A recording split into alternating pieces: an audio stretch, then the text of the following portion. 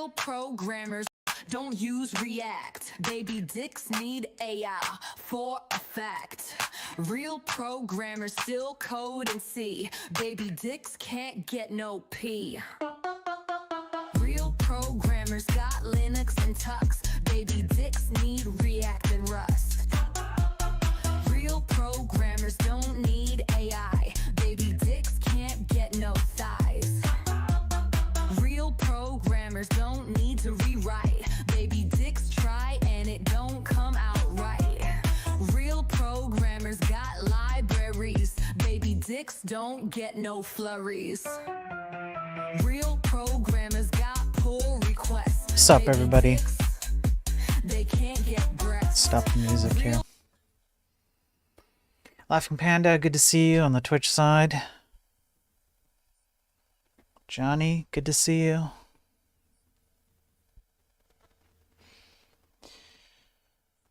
All right. I hope everyone's having a good day. Birds aren't even real on YouTube. Good to see you. Welcome in, everyone. Hope everyone's holding out as best as you can and having a good day. The news. Yes. You know, just when you think you've seen it all, and then you haven't. And then you haven't. Okay, just give me a sec here. I gotta bring up this guy and that guy, and I think I am good to go. All right. One Allergen, good to see you on the Twitch side.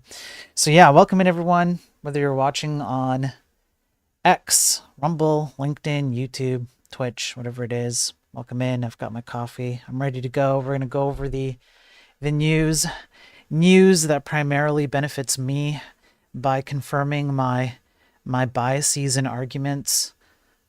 What's up, D-Daver? News that makes my cases for me. Okay. All right. Let's start. We're going to start with the typical stuff that we go over, which is we'll do a few cybersecurity ones. And yeah, and then we'll get into some meat and potatoes as we normally do. So let me pull up the screen here. Here we go. Hacker steals 1 million cock.li user records and webmail data breach. Now, I know what you're thinking. Why are you saying dirty words, Spiro? But that's what it's literally, it's right there. Like, I don't control what people name things, all right? So stop being, first of all, just stop being degenerate, okay? Get your mind out of the gutter. I'm just reading what's on there.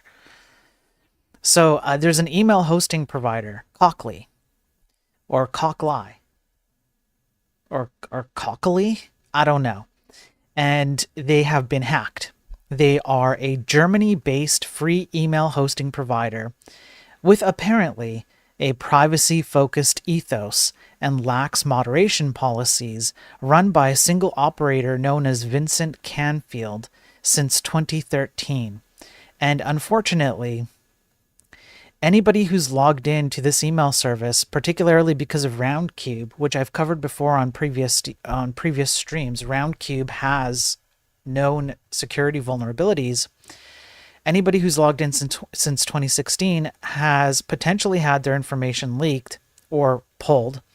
That's approximately 1,023,800 people, along with contact entries for an additional 93,000 users. Now, the databases, because there's two databases already, two databases claim to be pulled here. They're being sold for 1 Bitcoin each. I think it's each. I'm not sure. Offering maybe both of them. I'm not sure.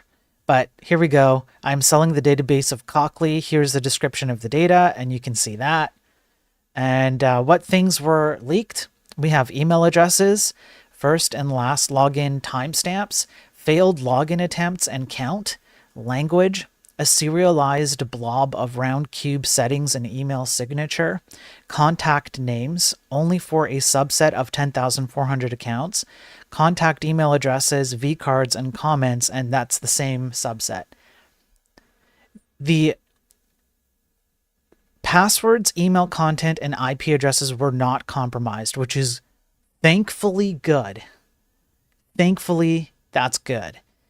Because it limits the amount of information that gets out there. However, just having people's names and confirming that the names are real is enough for like identity theft or other types of continued attacks like blackmail and things like that. So in any case, there you go. That's our first one. So we'll get the ball rolling with that. Now, if you enjoy Minecraft, one's in chat if you like playing Minecraft.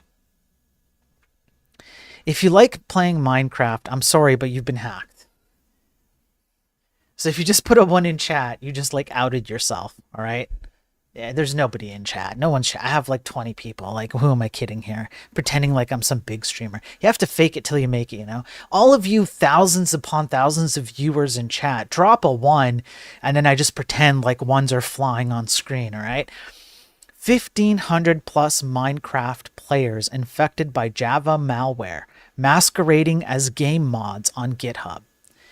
This is something that I'm seeing more and more of. The last week in particular, there have been more reports of video game mods being infected with malware.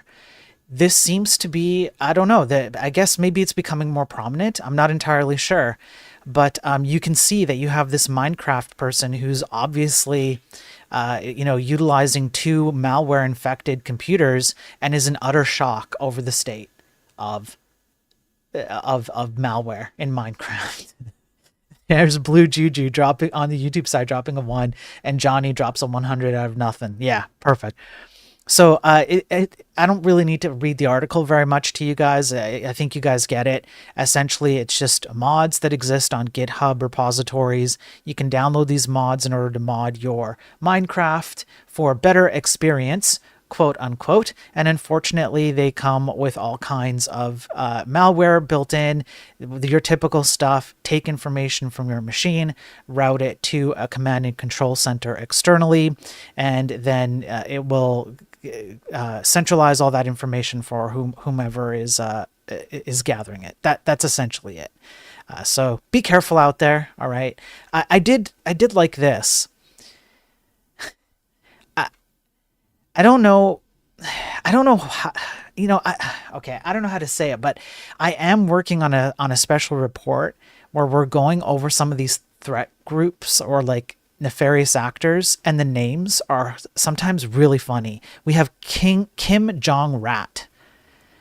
And then there's a North Korean threat actor that's under the group called Baby Shark and Stolen Pencil. Like, who... I don't know. The names are funny. Okay, there's some entertainment value there. I don't know. It'll be fun to go over these groups and their names. I have to spend some time on that report. I don't have enough time. Speaking of, let me pull this up. Speaking of North Korea, you know how I've gone over, I believe it's 2, maybe 3 articles. I believe the Klarna CEO used a deepfake version of himself to attend, I don't know, a board meeting or something, or answer requests from customers. I don't know, something like that. He's using an AI deepfake of himself to do it. Well, North Korea caught on and went like, that's a great idea. Why don't we also do that? North Korean hackers deepfake execs in Zoom call to spread Mac malware. That's right. The North Korean Blue Noroff hacking group is deepfaking company execs during Zoom calls to trick employees into installing custom malware on their Mac OS devices. That's it. That's it. That's it. So you figure out who works at a company. You send a Calendly link, so you make it look as legitimate as possible. You create a deep fake version of the CEO at the company of the employee you're targeting. Everything looks legit. They join the Zoom call. You're looking at the CEO, who's just Kim Jong-un, maybe. And then the CEO asks you to download a bunch of stuff, and Bob's your uncle. And you can see some of the things that are being asked to be downloaded. It's scripts. This one's an Apple script, and it just does stuff. Your typical backdoor, crypto mining, all that fun stuff. So I don't know. Be careful out there. It's crazy. We do have healthcare. I wish Ross was around. Usually Ross on Twitch cares about this stuff. Unfortunately, I don't think he's around right now. So we're just going to have to do the healthcare hacks in his honor. Healthcare SaaS firm says data breach impacts 5.4 million patients. Episource warns of a data breach after hackers stole health information of over 5 million people in the US in a January cyber attack. The activity was noticed February 6, 2025, but it started late January. And some of the data that at the very least they think was pulled, because it's not fully confirmed. Full name, physical address, email address, phone number, insurance plan information, Medicaid ID and information, medical record details. Now this part is particularly scary. Diagnoses, test results, medications, images, and treatments. Date of birth and social security number. One more time, I want you to put on you are the worst version of yourself you can possibly think of.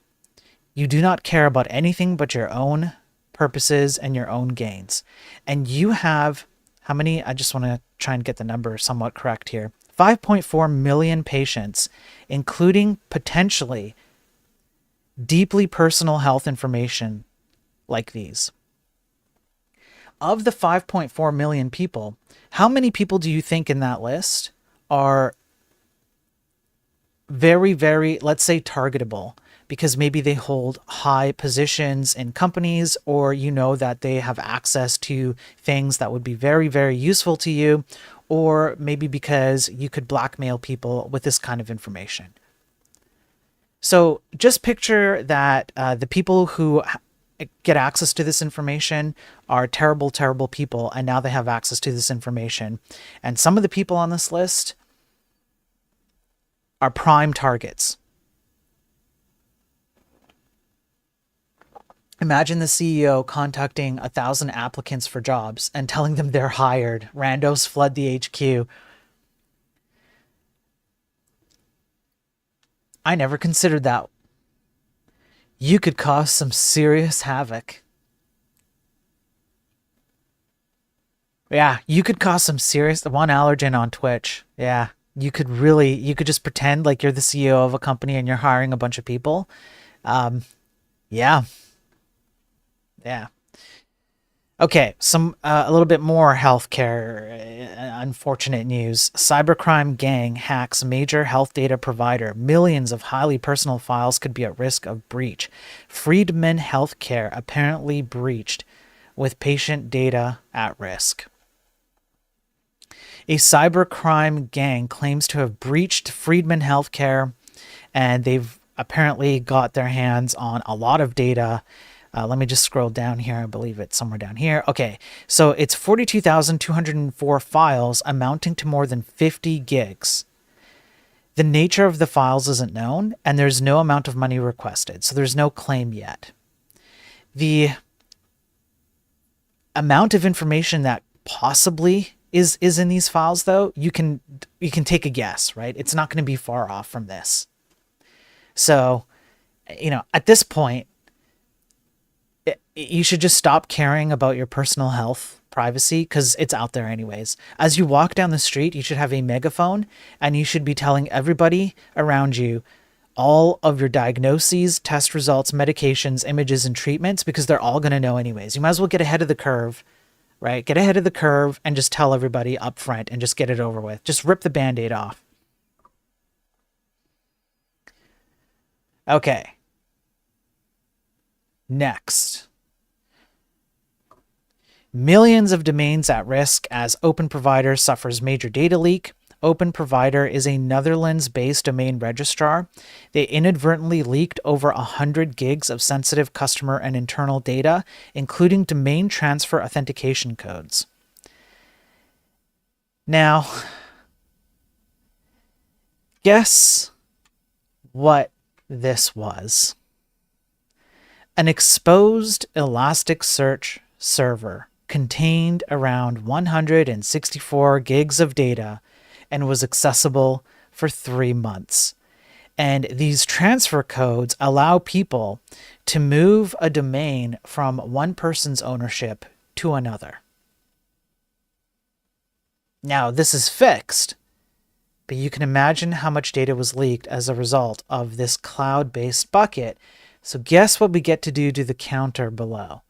I know I haven't updated this counter in a while, so that's on me. So I'm going to take a guess. Okay, we're going to just have to take a guess at it. We're now going to go to minus 298. I think it should have been 297, but we're going minus 298. Okay, so there we go. The counter's updated. So the amount of information here is quite staggering. There's whois data, there's privacy data, there's usernames, there's all kinds of stuff. And the problem is that this is like, yeah, exactly what it says here. The data might not be like necessarily personally identifiable, like credit card details or passwords, but the ability to hijack domains leads to all kinds of consequences, like, I don't know, funneling people to bad websites that subsequently take personally identifiable information. I mean, this is like a paradise for you know, a lot of nefarious actors here. I didn't know this was a thing, but I thought I'd bring this up briefly. Hackers turn Grok and Mixtral chatbots into malicious WormGPT tools. There is apparently a service that you can pay with multi-tiered payments, and depending on the payment rather, you're going to get a piece of, I guess, software. It essentially wraps Grok and Mixtral AI systems, and it does so through the APIs, not through the actual web interfaces. So it'll do API calls for them. And then it uses jailbreak techniques so that you can ask these AI systems to do all kinds of stuff that normally you wouldn't be allowed to ask these systems to do. So like phishing emails, PowerShell scripts, generating, I don't know, like fake documents, deep faking yourself as a CEO, things like that. The people who are selling this stuff on dark web things, or just even like Telegram groups and whatever, they're claiming that they can do it on many other models, but that hasn't been proven by the research done here. So I don't know, but apparently this is a service I didn't realize. I had no idea, and they just call it WormGPT. That's like kind of like the general catch-all term for this kind of service that just essentially uses API backend calls to jailbreak stuff. So sure, I'm in the wrong business. I need to I really need to become an evil version of myself so that I can, do all this stuff and make money. Because clearly my current path isn't a good one, financially speaking. Now, we've talked a lot about UK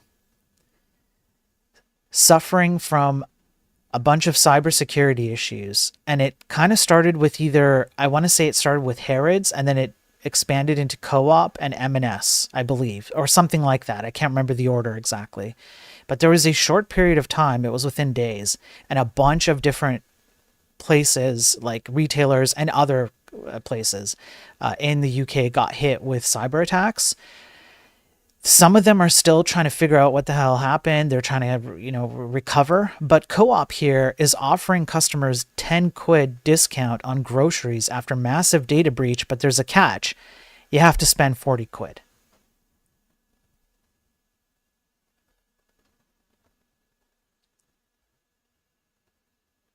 So as a result of a massive data breach, it just...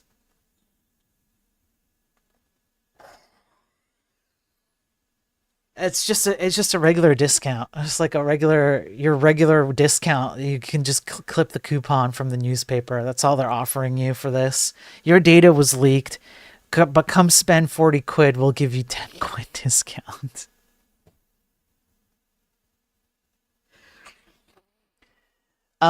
Sure. Okay. Whatever.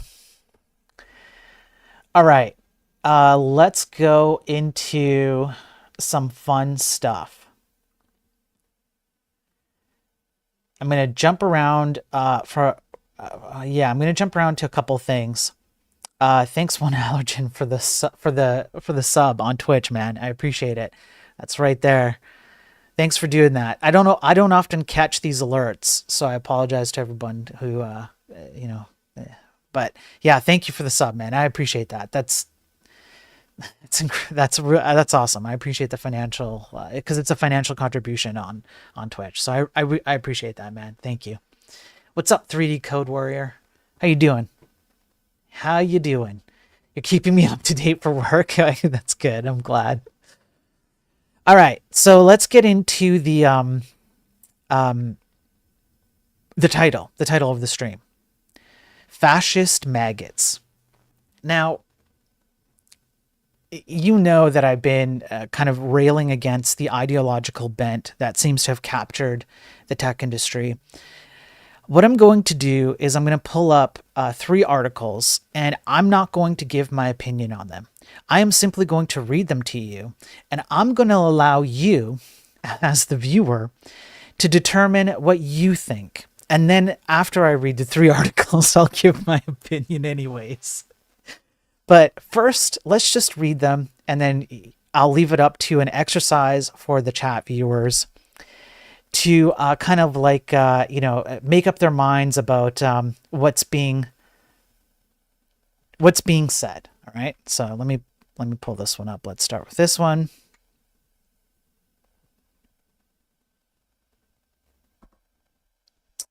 All right. So I'm just going to read these.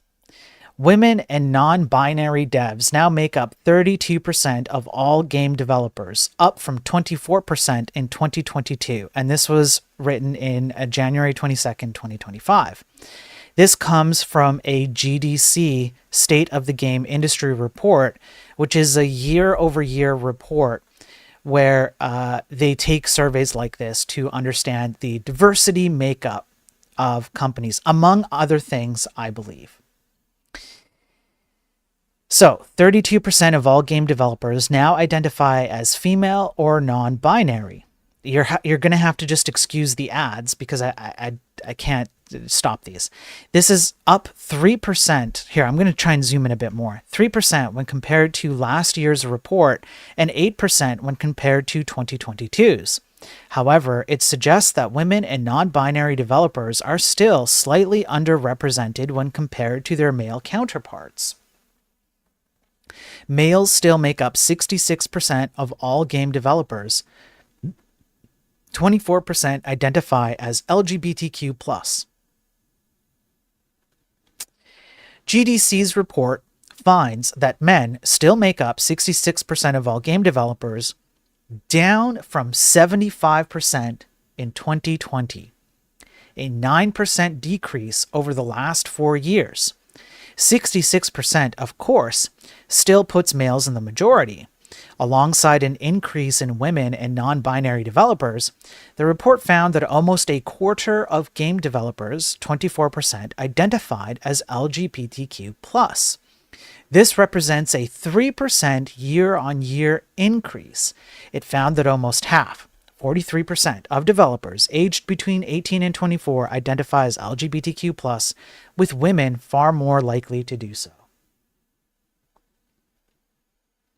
In terms of ethnicity, the State of the Game Industry report found that 59% of developers were white, Caucasian, 10% were Hispanic, Latino, or of Spanish origin, and only 3% were Black, African, or Caribbean. This split meant that there was a slight increase in racial diversity at game studios, with the number of white Caucasian respondents down from 64%, but development houses were still predominantly staffed by the latter. The publishers of the report do note that due to the fact that the survey takes place in the United States, certain responses may not always represent the views of the global community at large. The culmination of the report showed that 35% of all respondents were white, male, and not part of the LGBTQ plus community. It shows that while strides have been made to diversify the industry, there is still a little way to go. Calls for broader diversity in the gaming space have been growing for several years now, and several prominent game developers and studios have spoken up about the issue. Last year, Tales of Kinzera, Zhao's director, Abu Bakr Salim, I believe is how it's pronounced, delivered a heartfelt message following racial abuse he'd received, saying that diverse games are for everyone, and CD Projekt Red's CEO recently rubbished claims that diversity hires were ruining the studio. But as support grows for these initiatives, so does discontent from a vocal minority.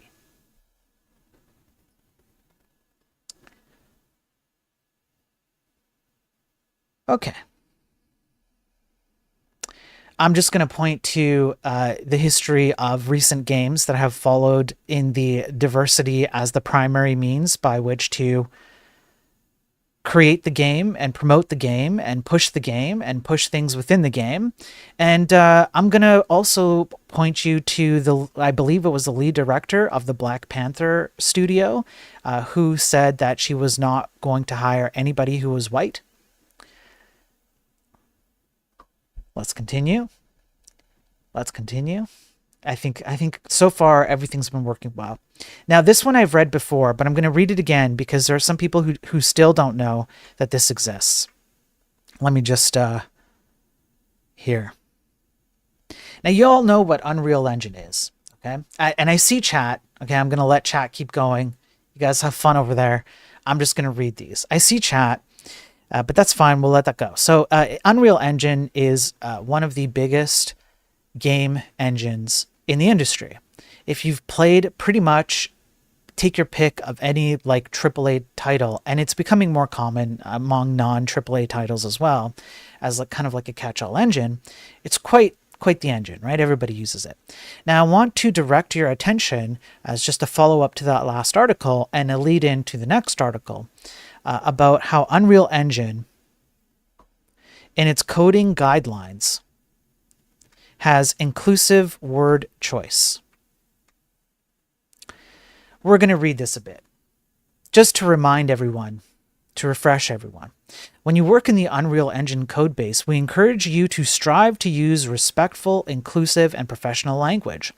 Word choice applies when you name classes, functions, data structures, types, variables, files and folders, and plugins. It applies when you write snippets of user-facing text for the UI, error messages, and notifications. It also applies when writing about code, such as in comments and change list descriptions. And so they talk about things like racial, ethnic, and religious inclusiveness. Do not use metaphors or similes that reinforce stereotypes. Examples include contrast black and white or blacklist and whitelist. Do not use words that refer to historical trauma or lived experience of discrimination. Examples include slave, master, and nuke. Gender inclusiveness. Refer to hypothetical people as they, them, and their, even in the singular. Refer to anything that is not a person as it and its. For example, a module, plugin, function, client, server, or any other software or hardware component. Do not assign a gender to anything that doesn't have one. Do not use collective nouns like guys that assume gender. Avoid colloquial phrases that contain arbitrary genders like a poor man's ex. Again, I just want to direct your attention to the fact that This is supposed to be literally how you code and name things within your code, okay? Remember that your words are being read by a global audience that may not share the same idioms and attitudes and who might not understand the same cultural references. Avoid slang and colloquialisms, even if you think they are funny or harmless. These may be hard to understand for people whose first language is not English and might not translate well. Do not use profanity. Overloaded words. Many terms that we use for their technical meanings also have other meanings outside of technology. Examples include abort, execute, or native. When you use words like these, always be precise and examine the context in which they appear. They then provide a word list. The following list identifies some terminology that we have used in the Unreal codebase in the past, but that we believe should be replaced with better alternatives. For example, blacklist should be replaced with deny list, block list, exclude list, avoid list, some other thing that I can't really scroll over to here, unapproved list, forbidden list, and permission list. Whitelist should include allow list, include list, trust list, safe list, prefer list, approve list, and permission list. That's what you should use instead of whitelist. Instead of master, you should use primary, source, controller, template, reference, main, leader, original, and base. And instead of slave, you should use secondary, replica, agent, follower, worker, cluster node, locked, linked, and synchronized. And then they go into portable C++ code, which is the real offensive part of this article, okay? All right. So you have Unreal Engine here providing guidelines on exactly how you should code, or at the very least, how you should name your code and how you should think about your code. And then I see today from the GNOME X11, GNOME blog about X11.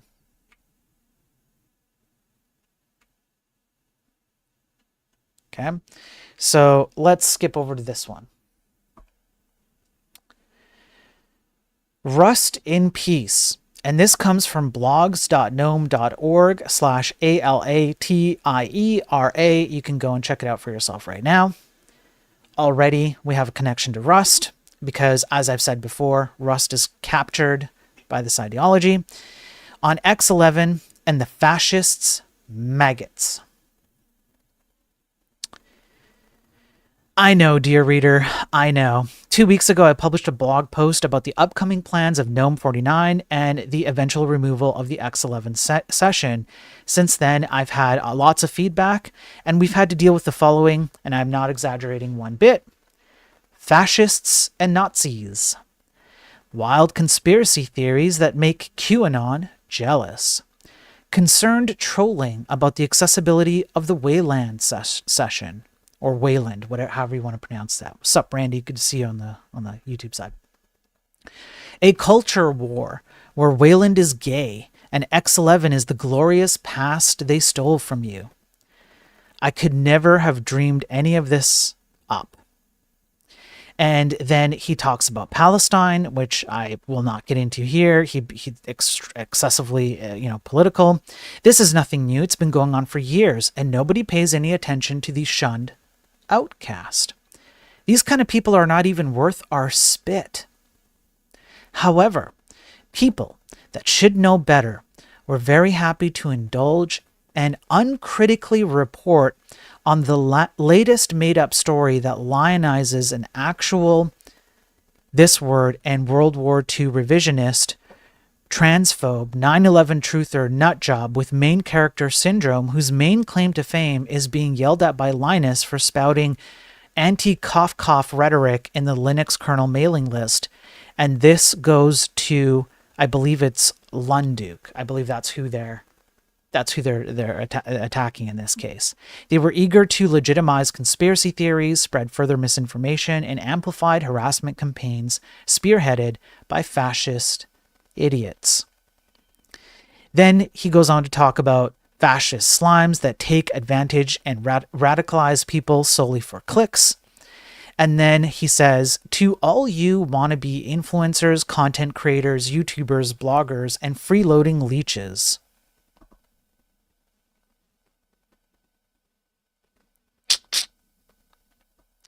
If you are harboring fascist maggots for clicks, views, and your personal gain, you are worse than them in my eyes.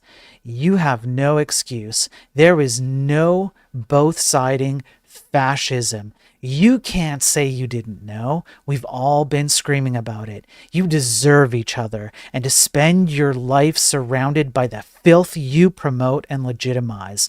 I hope you all will take a look in the mirror one day and try to atone for your sins and the damage you caused to the society.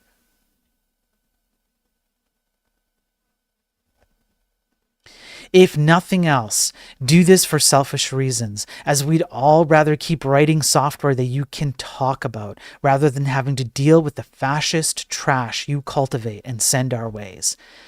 On behalf of all the desktop developers, I have to state the following. There is no place for fascists within the open source and free software communities or the society at large. You will never fester your poisonous roots here. Go back to the cave you crawled out from, where no sunlight can reach.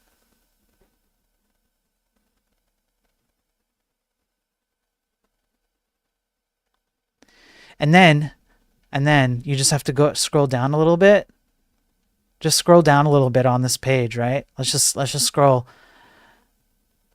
Oh, what's this?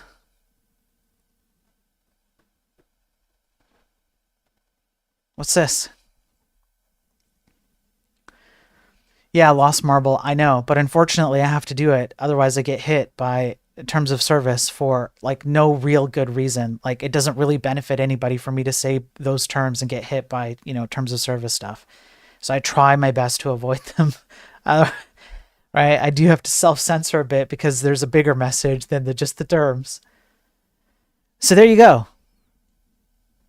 Wayland is not only gay, Xorg is trans.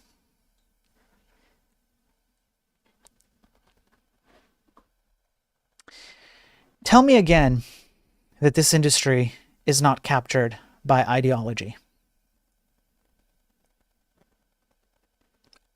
I dare you. As a matter of fact, I triple doggy dare you. Chat, you are all fascist maggots.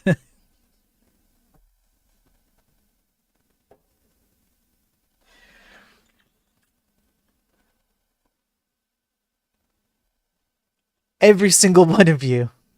Elko, you're a fascist maggot. Purecoin, you're a fascist maggot. Birds on YouTube, you're a fascist maggot. One Allergen on Twitch, you're a fascist maggot. Hey, what, Lost? You're a fascist maggot. All of you, you're all fascist maggots. This is heavily politicized ideological talk. And it's primarily a particular spectrum of that, I guess, whatever you want to call the full spectrum. There's a particular portion of that spectrum that is loud and proud and heavily vocal, like very vocal about these things. And they seem to be spreading their tentacles. Yeah, Ray on YouTube, you're a fascist maggot. Yeah. And these kinds of ideas, the tone policing of words, the implication about racial groups not being represented enough, about the diversity of, whatever you like, gender background, whatever you want to call it. It's extremely loaded language, and it's loaded like this on purpose. All you have to do is look at the political landscape and map the language to how it's being used in literally every other use of it. It's loaded on purpose in order to push a particular ideology and make you think a certain way, and, et cetera, et cetera. You add in all the baggage that comes with this ideology. But when it comes to programming, when it comes to code and how that code runs on a piece of hardware, the only thing that matters is the laws of logic, how fast it is, how efficient it is, and how secure it is. That's pretty much it. You can be anyone who believes anything. And if you write banger code, that's the only thing we really care about. However, tech has been turned into an ideological battleground. And the battleground is because people know that technology and software is an extremely powerful tool to manipulate people. And I've been covering articles like that very recently. For example, on I think it was the one yesterday, actually. We covered the Geppetto one, where even just search engine advertisements are enough to bias the things that you're seeing. Yes, we sit on top of an extremely dangerous tool. Everyone knows this, and so they use ideological capture on all sides. Everyone wants to use it. Let's be real here. All sides want to use it. And therefore, you have this kind of stuff. So,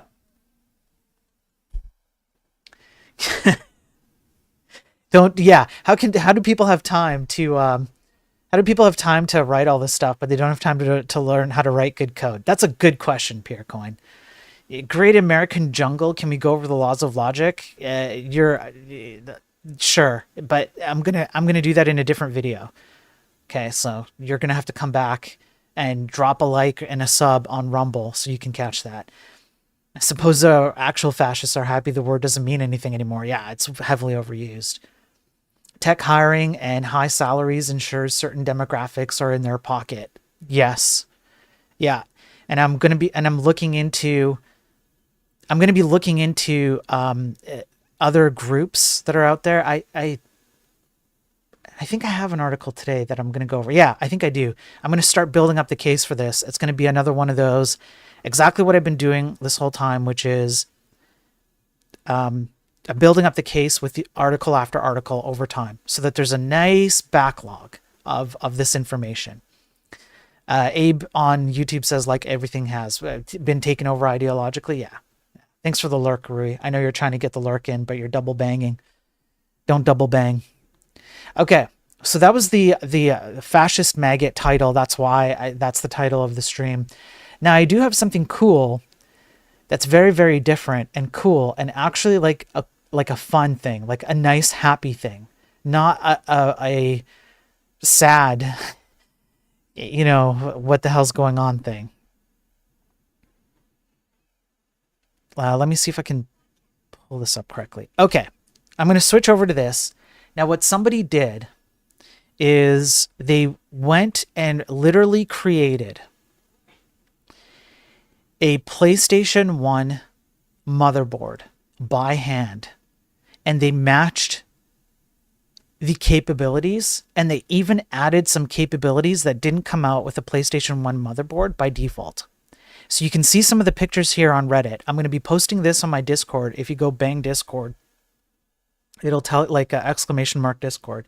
It'll give you a Discord link, or just go pick one of the videos on my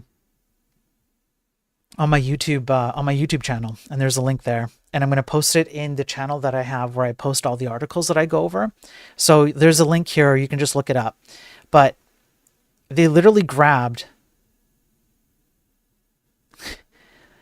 and made their own PlayStation 1 motherboard so that they could match it. So for the first time ever, a PS1 motherboard not made by Sony is here.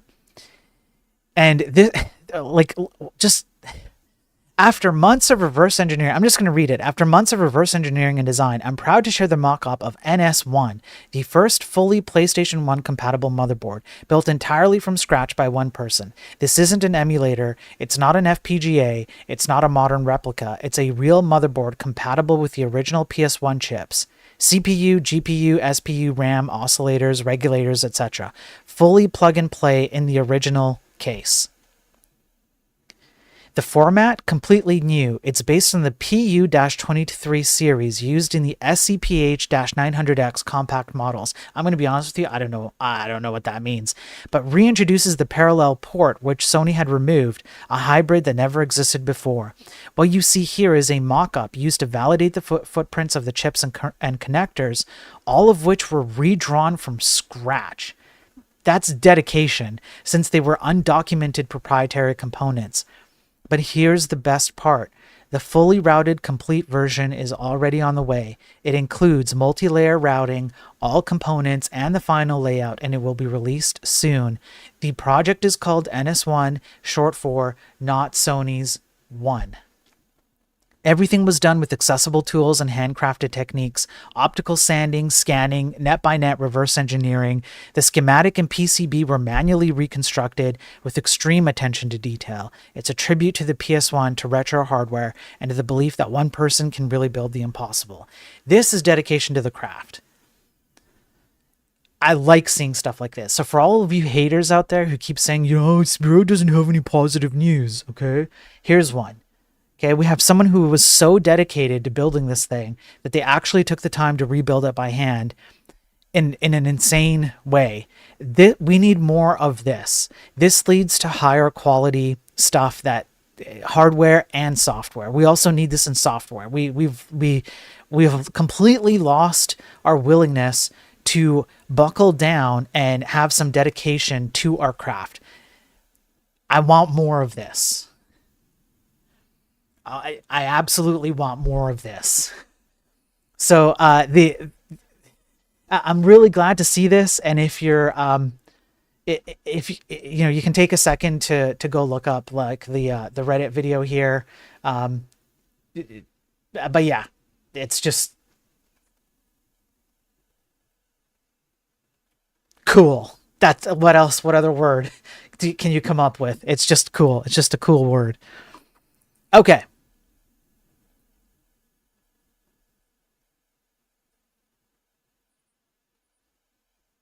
Now, next up. Oh, yes. Okay, I have this one. Do you guys remember the big outage that happened? It was a big outage that happened with a bunch of services. It was about like a week or so ago, and everything was down, and people were ripping their hair out, wondering what to do and what their life was like without like all these essential services and all of that stuff. Well, Google came out with a report, and I've been kind of sitting on it, and I'm glad I did. The reason why the internet went down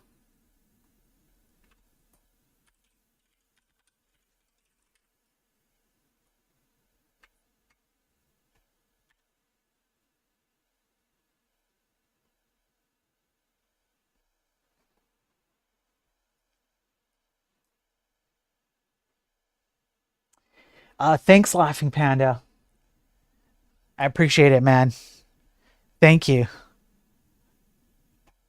for gifting out 2 subs. That's awesome. Thanks. It's very you don't need to be doing that, man. You of all people, you're the last person that needs to be doing that. But I appreciate it either way. That's really kind of you. So yeah, it was just a null pointer. Yeah. Now, I don't really like to point to this because all it does is it gives ammunition to the Rusties who like to use their ideological bend to promote Rust, which I simply will not participate in. There's really not much to say here. Memory safety is absolutely an issue. I understand why Rust exists because it's really difficult to deal with that stuff in C, which is probably what happened here. But I do not want to import the ideology here and here and here in order to avoid this, when the answer to this has been here all along. A bit more discipline, a bit more time, and now you have solutions like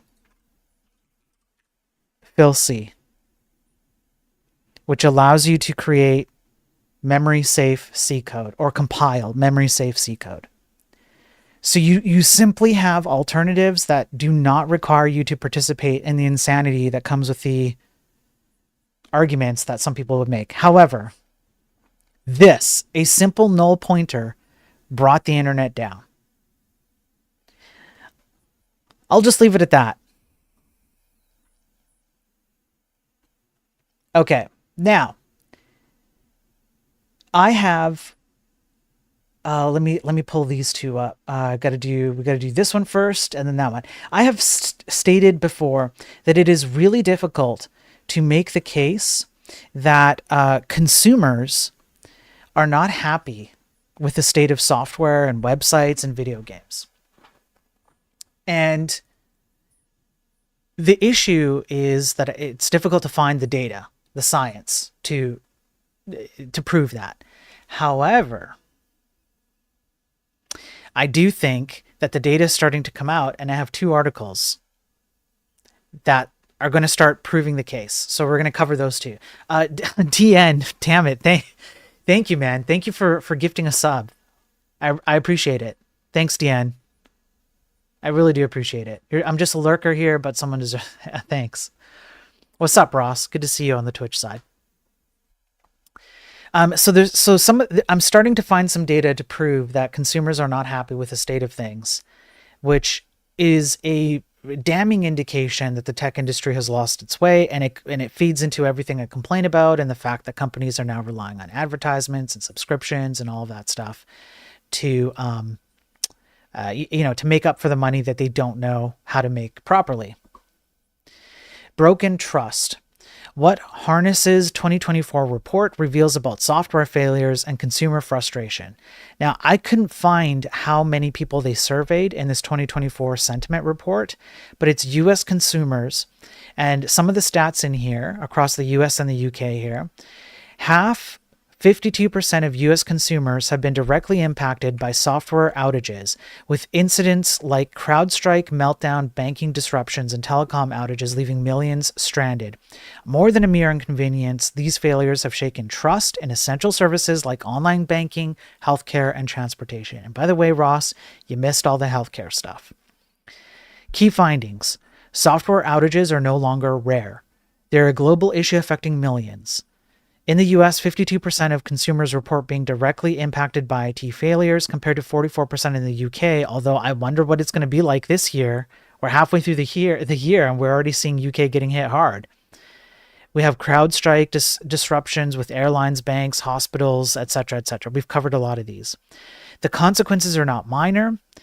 45% couldn't access websites or apps, 36% faced interruptions in online banking, 29% were unable to pay for goods or services. And then the trust that is lost from companies who suffer from these things because they're supposed to be on top of it, but instead what they do is they delegate it to third parties so they can abscond themselves of their responsibility to do these things. Well, half of the U.S. consumers report being less trusting of companies that have faced IT outages, and an alarming 70% equate software failures to public health crises, saying they're as bad or worse than supermarkets selling contaminated food. In other words, consumers consider IT outages at least as bad or worse than supermarkets selling contaminated food. That's how important it is to consumers to not have this crap shoved on them. They're not happy with the state of things. In the US, 73% support enforceable standards to address poor quality software, a sentiment echoed by 74% in the UK. And 31% support government-imposed fines. Now, to add a little bit of scientific data to this, this scientific study, it came out, let's see, when did it come out? I think this one's 2020. I'm pretty sure it's 2020. But what they did, so back in 2020, on the relationship between user churn and software issues.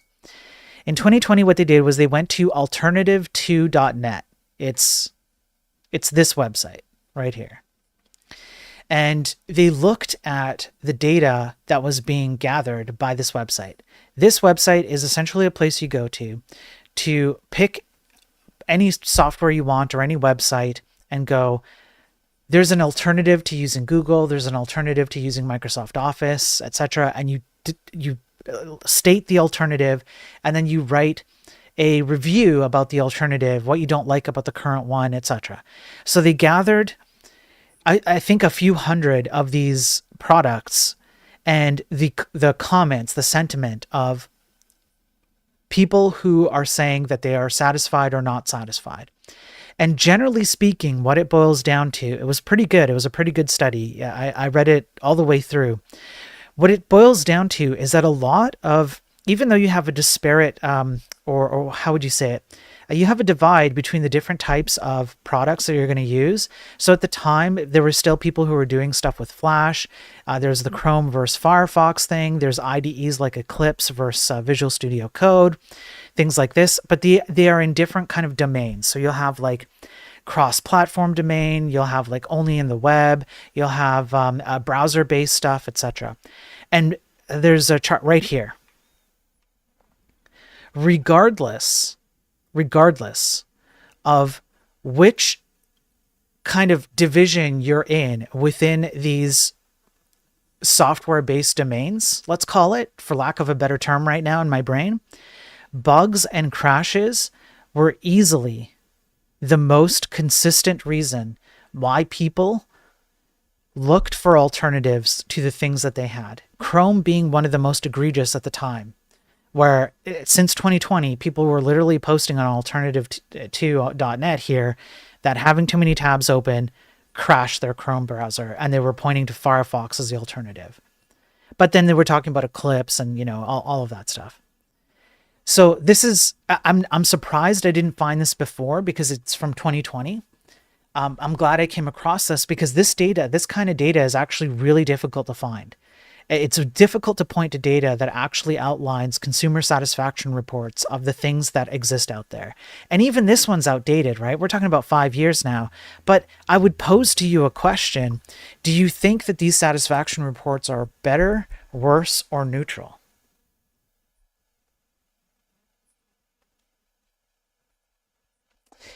We should make a betting game where people buy squares of stream time for when people think you're going to say abscond. Yes. Okay, yeah, that'd be good. I just can't believe my Eastern Bank has maintenance shut down late at night when I usually do my banking because you're in mountain time. Right. Software fines and enforcement is clearly just an excuse to get everyone out of the market that isn't already rich with capital. Yep. Yeah. Pretty much. Yeah, I would agree with that. I'm no economist though, so don't take my word for it. I just agree with that.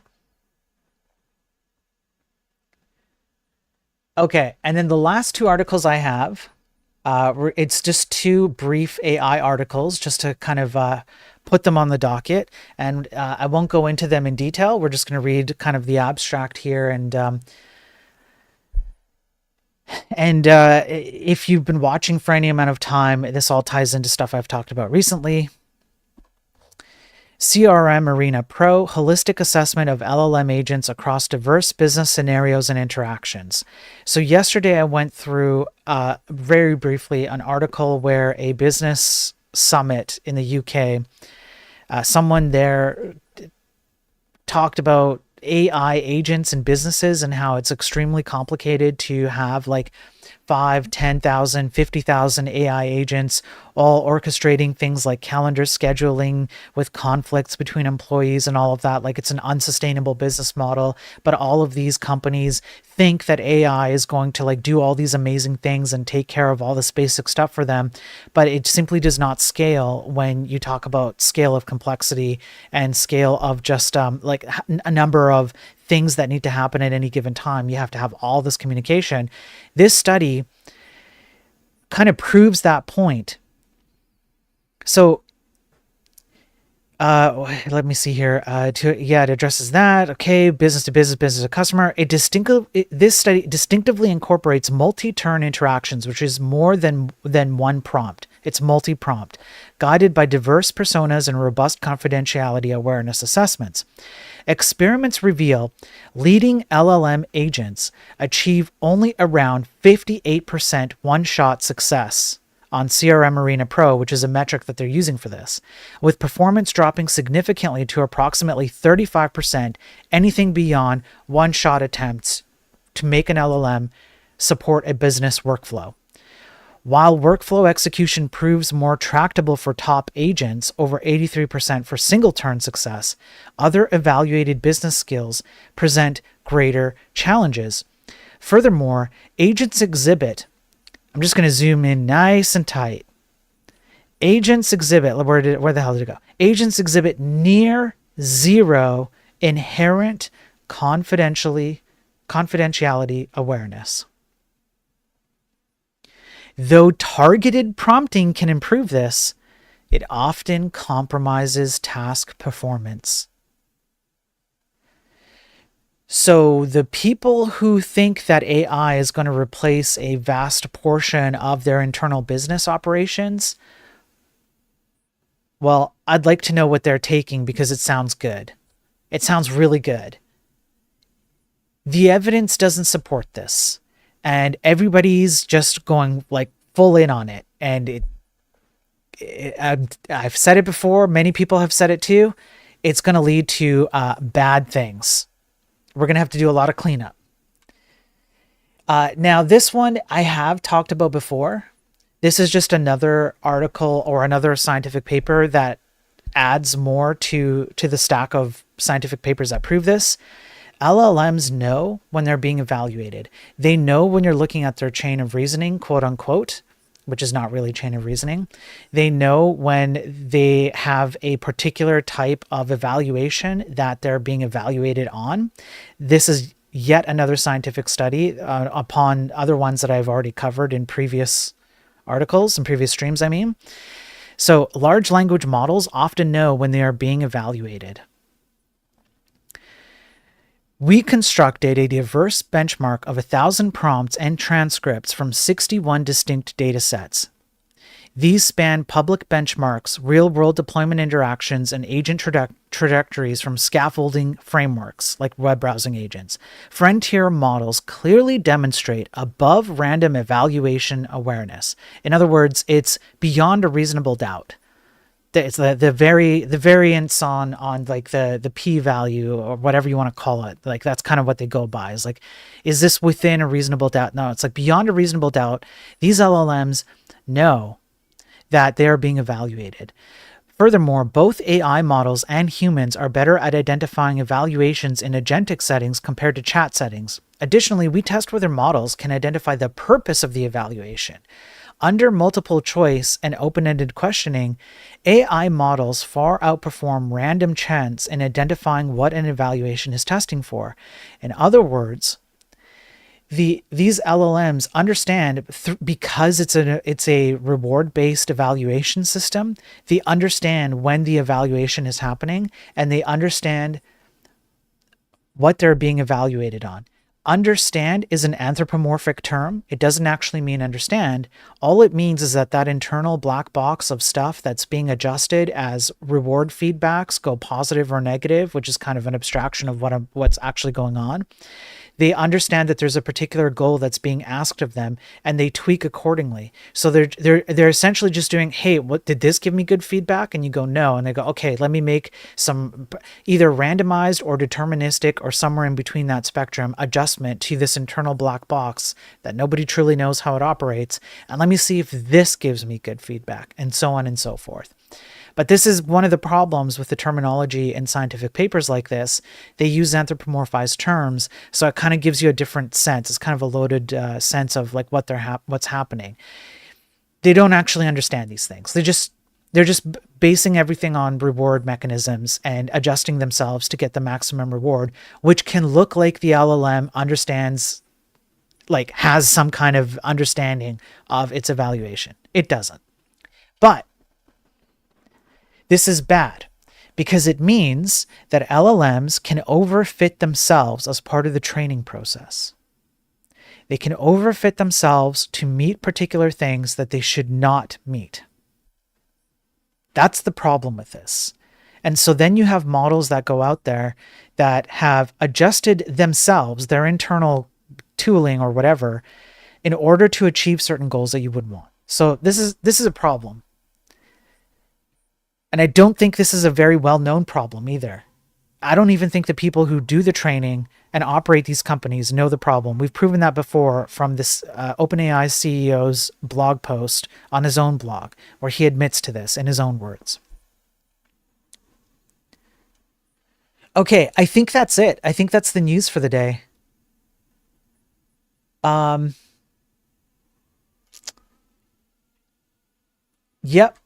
Yep, that's the news for the day, and not too bad. An hour and 10 minutes-ish of streaming, so I try and keep these to an hour, so that was good timing. Yeah, that was it. Okay, fascist maggots. All of you fascist maggots. Take care. All right, take care of yourselves. Stay safe out there. Have a good day. I'm going to end the stream. I'm out of here. I'll be back tomorrow for another Daily Tech News stream. I will be back at some point this week, probably the weekend, I think, for another video game stream. And yeah, just don't be a fascist maggot, okay? Just be cool. Just be chill. Be cool and be chill. All right? Please? That's all I ask. All right? Okay, that's it, folks. I'm out of here. Take care. Thanks everybody for being here. And by the way, hit the like, the subscribe, repost, reshare. All that algorithm stuff helps expand my reach. You guys have been helping me out a lot by doing that. It's just button clicks, but it plays into the algorithm stuff. And it means that I get to talk to more people like you. So help me out with that. I appreciate all the subs today, by the way. I just want to shout out on the Twitch side because those subs are financial in nature, and I appreciate that people are willing to part with even just a few dollars. Thank you all. 1 allergen, Laughing Panda for 2, DN Bull for 1 allergen for 1. Thank you. I appreciate it. It means a lot. I have a particular appreciation for it as someone who understands how far a little bit of money can go.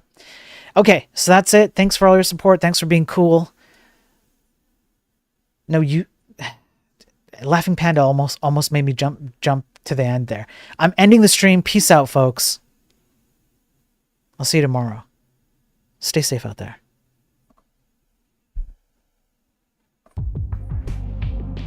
And you know what, Laughing Panda? Okay, Laughing Panda, this is going to be a very special shout out to Laughing Panda. Normally I tell chat that they all suck. Normally I take the opportunity to leave the tip thing and in reminding you to like and subscribe and all that, all the text. Normally I use this opportunity to tell the entire chat that they suck. But you know what, Laughing Panda? Not only do you suck, but you're a fascist maggot. As a matter of fact, I have a blog post from No. And it's just a list of people in my chat who are fascist maggots. Elko, you're a fascist maggot. 1 allergen, you're a fascist maggot. Birds, on YouTube, you're a fascist maggot. Hey Johnny, you're a fascist maggot. Ross, you're a fascist maggot. Deanbull, you're a... Okay, no, Deanbull, you dropped a sub. You get to pass, right? You get a pass, all right? Randy, on YouTube, you're a fascist maggot. Lost Marble, you're... Okay, you just suck, all right? You just suck. Okay, that's all. Rui, you're a fascist maggot. Abe on YouTube, you're a fascist maggot. D-Daver, you're a fascist maggot. Purecoin, you're a fascist maggot. And all of you suck. Every single one of you suck. Tune in tomorrow so you can figure out what kind of slander I will thrust upon you. Peace.